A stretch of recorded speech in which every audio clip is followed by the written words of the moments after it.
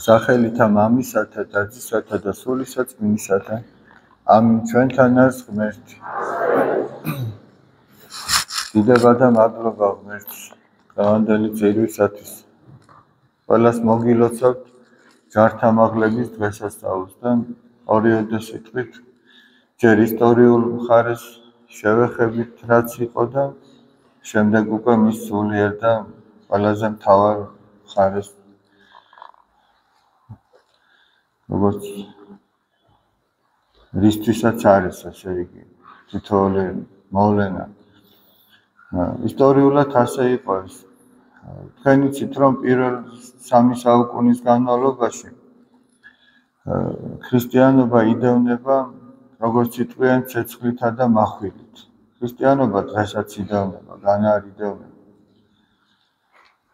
მაგრამ იმ პირველ საუკუნეებში სხვაგვარი იყო უფრო ეს. მეოთხე საუკუნის დასაწყისში რომის იმპერატორი გახდა კონსტანტინე დიდი, რომელიც შემდგომში უკვე ეს იყო პირველი ქრისტიანი იმპერატორი, შეიძლება ასე ვთქვათ. და ესეც გარკვეულ მოვლენებთან იყო დაკავშირებული. როდესაც კონსტანტინე მიდიოდა ერთ-ერთ ბრძოლაში, მას ზეცაში გამოუჩნდა ჯვარი. ამ ჯვარზე ეწერა ამითი ძლიე, ანუ ამითი გაიმარჯვე, ამითი დაამარცხე, ამითი ძლიე ასე ეწერა. კონსტანტინე შეეშინდა ისევე როგორც ყველა წარმართს, მასაც წარმოდგენა ჰქონდა რომ ჯვარი იყო სასჯელის იარაღი. თქვენ იცით რომ იესო ქრისტე სწორედ ჯვარზე იქნა გაკრული. და ესეც არ არის შემთხვევით. ერთი მხრივ იმიტომ რომ უფალმა თავად ინება ეს და მეორე მხრივ იმიტომ რომ ყველაზე უფრო სასტიკად უნდათ რომ დაესაჯათ მათი წარმოდგენით. ამიტომაც ორ ავაზაკს შორის ჯვარზე გააკრეს. შემდგომში არის ასეთი რომ ასე იგი რომაელი მოქალაქეს ჯვარზე არ აკრავდნენ. ანუ არ აკადრებდნენ რომ რომაელი მოქალაქე ჯვარზე გაეკრათ. ეს იმდენად მძიმე იყო ეს სასჯელი. და როდესაც ეს ჯვარი გამოუჩნდა, მას შეეშინდა და ძილში მას უფალი იესო ქრისტე გამოეცხადა და უთხრა რომ არ შეშინებოდა, არამედ გამოესახა ეს ჯვრის ნიში საბრძოლო მუზარადებზე, ფარებზე და დროშებზე და ასე შეიარაღებული წასულიყო ბრძოლაში და გაიმარჯვებდა. და მართლაც ასე მოხდა. შემდეგ დაინტერესდა ამ ჯვრის ისტორიით, მოიძია ეს ისტორია და ეს ცნობილი იყო. ახლა ჩვენ შეიძლება მხოლოდ სახარებიდან ვიცით, მაგრამ ამისი ისტორიული არაერთი ფაქტი არსებობს. ჯვარცმისა, მკვდრეთით აღდგომისა, თვითმხილველთა ჩანაწერები არსებობს. მოკლედ ეს არ გაუჭირდებოდა ამხელა იმპერიის მეფეს მოიძია ეს ისტორია და დედოფალი ელენე გაგზავნა იერუსალიმში, რათა მოეძიებინა ქრისტეს ჯვარი.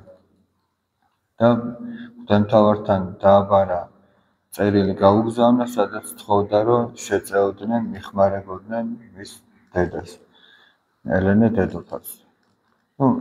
იქ ბევრი ძებნის შედეგად იპოვეს ეს ჯვარი. მე ძალიან მოკლედ რო ვთქვა და არაერთხელ ვისაუბრია, რომ რომის იმპერატორები ცდილობდნენ ყველა ის ადგილი, რომელიც ქრისტესთან იყო დაკავშირებული, მიწით დაეფარათ.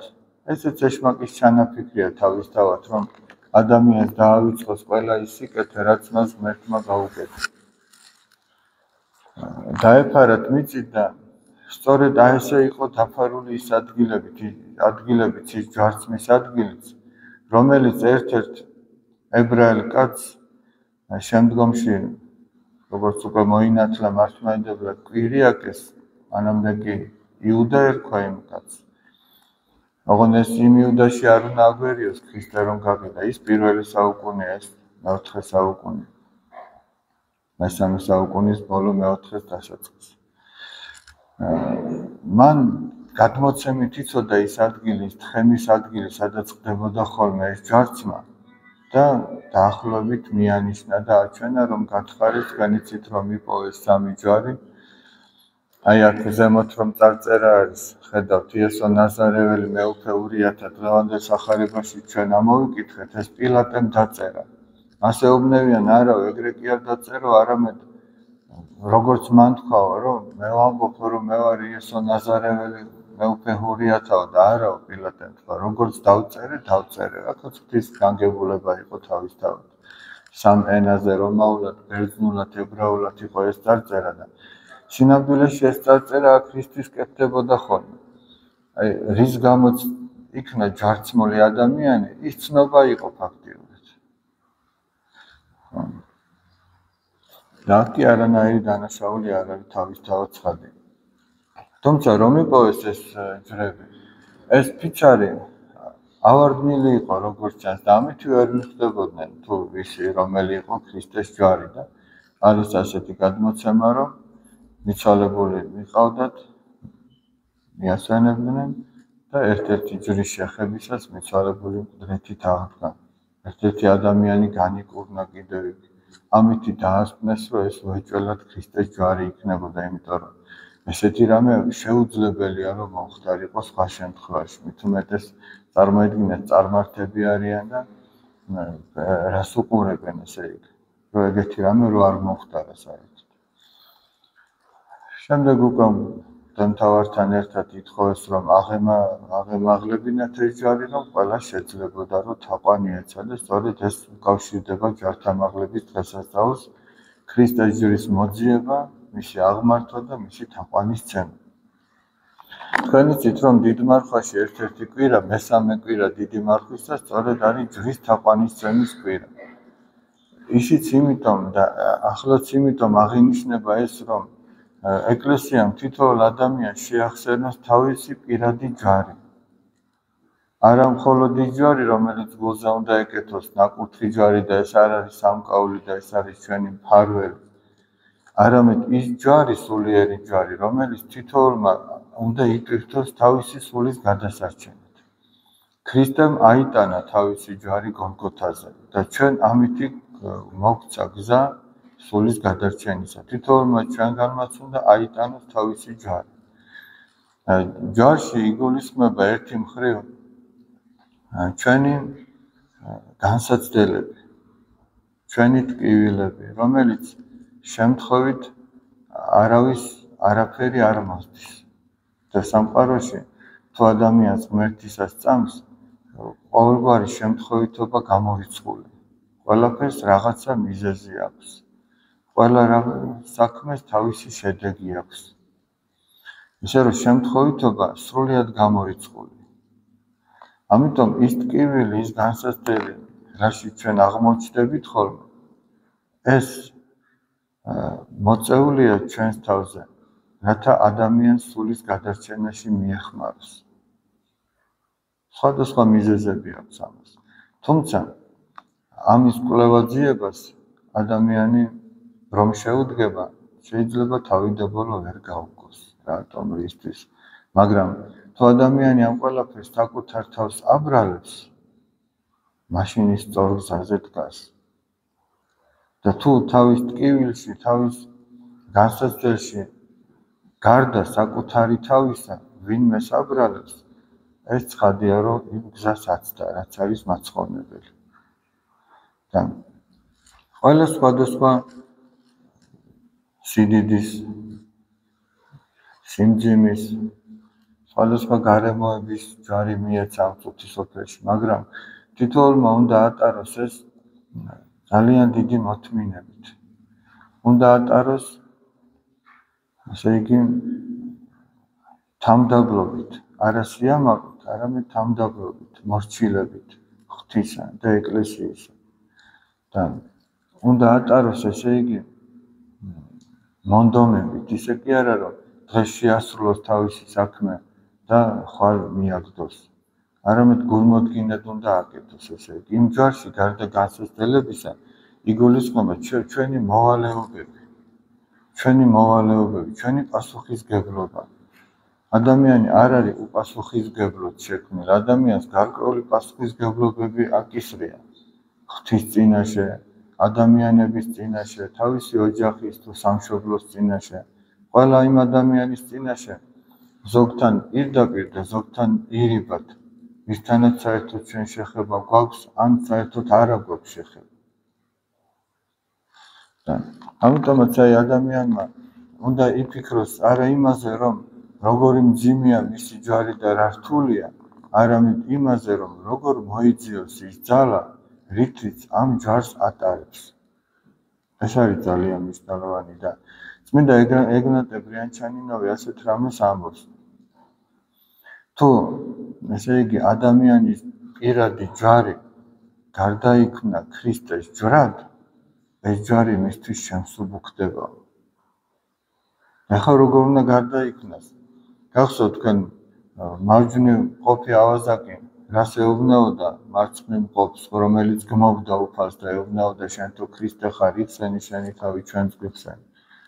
მარჯვნივ მყოფი ეუბნაოდა, რომ ჩვენ სამართლად ღირსი, რომელი ვქმენით მოგვეგების. ანუ რაც დავაშავეთ, იმის დაგვარად ვისჯებით. და თუ ადამიანს ეს განწყობა ექნება, რომ მე ეს ტყუილად არ მომივიდა, არც ეს პასუხისმგებლობა დამევალა, არც ეს განსაცდელები, არაფერი შემთხვევით და მე ვარ ამ ყველაფრის თავი და თავი, ჩემს გამოხდება ეს. მაშინ ჩვენი ჯვარი თუ ამას მთელი გულით გააკეთებს. თუ ამას იზავს, ესე იგი ჩვენი ჯვარი ქრისტეს ჯვრად გარდაიქმნება და ეს ჯვარი შემსუბუქ ხდება, ესეთ რამეს ამბობს. მაგრამ თუ ჩვენ გარდა საკუთარი თავისა ვინმეს დავანაშაულებთ იმაში, რა ყოფაში ჩვენ ვართ, მაშინ ეს ჯვარი დარჩება ჩვენს ჯვრად და ეს უფრო მეტად დამძიმდება. იმ წუწუნით, იმ დტვინით, რასაც ადამიანი გამოხატავს ღვთისა თუ ადამიანების წინაშე. და მეორე კიდე, როდესაც ადამიანს ღმერთი ამა თუ იმ ჯვარს აძლევს, უეჭველად იმის ზიდვის ძალასაც აძლევს. ჩვენ თუ ჩვენ შვილს არ ავკიდებთ იმაზე დიდ პირს, რაც ვიცით, რომ მას შეუძლია. შეიძლება ზოგჯერ ჩვენი შვილის შესაძლებლობებში ჩვენ ვერ ვერკვევით. მაგრამ განა ღმერთის ვერ ერკვევა ჩვენ შესაძლებლობაში. ერკვევა და არ მოგცემს იმაზე დიდ ჯვარს, რისი ზიდვის ძალასაც არ განიჭებს თავად, მაგრამ ადამიანმა თვითონ არ უნდა ინდომოს იმაზე დიდი ჯვარი, ვიდრე მას აქვს. არამედ თითოეული ჯვარი, რასაც მას ღმერთი მისცემს საცხონებლად, უნდა ატაროს მორჩილებითა და თამდაბლობით. აი ესე თუ უნდა რომ მიიტანოს ბოლომდე, გოლგოთამდე მიიტანოს. სხვაგვარად ვერ მიიტანს. აი მაგალითად დღევანდელ დღეს ასევე უკავშირდება ერთი ასეთი მოვლენა. როდესაც დაიპყრეს იერუსალიმი, ტყვეთ იქნა ჩავარდნილი პატრიარქი ზაქარიაც და ეს ჯვარიც. შემდეგ გაათავისუფლა ჰერაკლე კეისარმა. როდესაც ჩამოაბრძანა ეს ჯვარიც და მღვდელმთავარიც, თავად მოინდომა, რომ ეს ჯვარი გოლგოთაზე თავად მას აებრძანებინა. მაგრამ ვერ შეძლო. მღვდელმთავარმა უთხრა, ვინც ეგ ჯვარი გოლგოთაზე აიტანა, მან ეგ სიმდაბლით გააკეთავა. შენ ასე სამეფო გვირგვინით და მანტიით და რეგალიებით შემოსილი, ამას ვერ გააკეთებ. ამიტომ განიმოსა ეს სამეფო შესამოსელი ამ მეფემ და უბრალოდ ანისამოსით შეძლო რომ აეტანა. რა ჩანს ახლა ამაში? ამ პარტავნებით და სიამაყით ამას ვერავინ ვერ გააკეთებს. ერთადერთი თუ გააკეთებს სიმდაბლით, მორჩილებით გააკეთებს, მოთმინებით გააკეთებს. ამიტომაც ჩვენ ღვთისგან სწორედ ეს უნდა ვითხოვოთ, რომ აი მოგვანიჭოს ამისი ზიდვის ძალა. არ უნდა აიმაღლოს თავი ადამიანმა, როგორც არ უნდა აკეთებდეს თავის საქმეს, იმიტომ რომ თითოეული ნაკეთების საქმე შეუძლებელია ღვთის ჩარევის გარეშე იყოს გაკეთებული, თუ რაიმე სიკეთე მოხდა. და როდესაც ადამიანი საკუთარ თავს მიაწერს ამ ყველაფერს, ის ამით ღმერთს შეურაცხყოფს. ღმერთი კი შეურაცხყოფილი არ დარჩება, მაგრამ ჩვენი დამოკიდებულება აქ არასწორი და ეს დამოკიდებულება ისევ ჩვენ გვაზიანებს. ქრისტიანს როგორც არ უნდა აკეთებდეს საქმეს, არ შეშვენის თავი აიმაღლოს და ამის გამო კადნიერად იქცეოდეს, რომ მე ამას ვაკეთებ, მე იმას ვაკეთებ, მე რაღაცას წარმოვადგენ. ყოვლადწმინდა ღვთისმშობლის მიერ ღმერთი განკაცდა, ღმერთი ადამიანად მოვიდა, მაგრამ ყოვლადწმინდა ღვთისმშობელი ისევ თივე თამდაბალი დარჩა, როგორიც იყო მანამდე. ესმით აი რა ახლა სიდიდეა ყოვლადწმინდა ღვთისმშობლისა, ახლა თამდაბლობა. ამიტომაც აი ჩვენ ამაში უნდა მივბაძოთ, ეს არის ჩვენი სულის განსასვენებელი. უფალით ამას ამბობს, მოვედით ჩემ და ყოველი მაშვრანი და ტვირთმძიმენი და მე განგისვენო თქვენ. აღიღეთ უღელი ჩემი თქვენზე და ისწავლეთ ჩემგან, რამეთ მშვიდ ვარ და მდაბალ გულით. ჩვენი ეკლესიური ცხოვრების მთავარი მისწრაფებაც ეს არის. აი ეს უნდა ისწავლო ღვთისაგან ადამიანმა, სიმდაბლე და სიმშვიდე. თუ გინდა რომ სულის განსვენება ჰქონდეს. ღმერთი შეგვეციოს, აბა ღმერთმა მოგვანიჭოს ძალა, რომ ის ჯარი, რაც ჩვენ მოგვეცა სულის გადასარჩენად, რომ ღვთის სადიდებლად და ჩვენი სულების გადასარჩენად გვეტარებინეს. თქვენ იცით, რომ ეხლა ყოველი შაბათი ისედაც ჩვენ მიცვალებულთათვის აღვასრულებთ ხოლმე მსახურებას, პანაშვიდს აღვასრულებთ და დღესაც არის ერთ-ერთი ასეთი შაბათი ამავე დროს დღესასწაულთან ერთად, მაგრამ დღეს არის ასევე სოხუმის დაცემის დღე. ამიტომ ახლა ზიარების სამადლობელ ლოცვას წავიკითხავთ და შემდგომ პანაშვიდს გადავიხდით იქ სამშობლოსათვის აღსრულებულ ბიჭებსაც მოვიხსენებთ და თითოეული ჩვენთაგანის გარდაცვლილსაც. შეგახსენებთ, რომ ჯართა მაღლება ყოველთვის არის მარხვის დღე. ისევე როგორც წმინდა იოანე ნათლისმცემლის თავის კვეთის დღე, 11 სექტემბერი და ისევე როგორც ნათლისღების წინა დღე, ანუ 18 იანვარი. აი სამი დღე მთელი წლის განმავლობაში ყოველთვის არის ხოლმე მარხვა, რა დღეც არ უნდა დაემთხოს. ჩვენთან არის ღმერთი.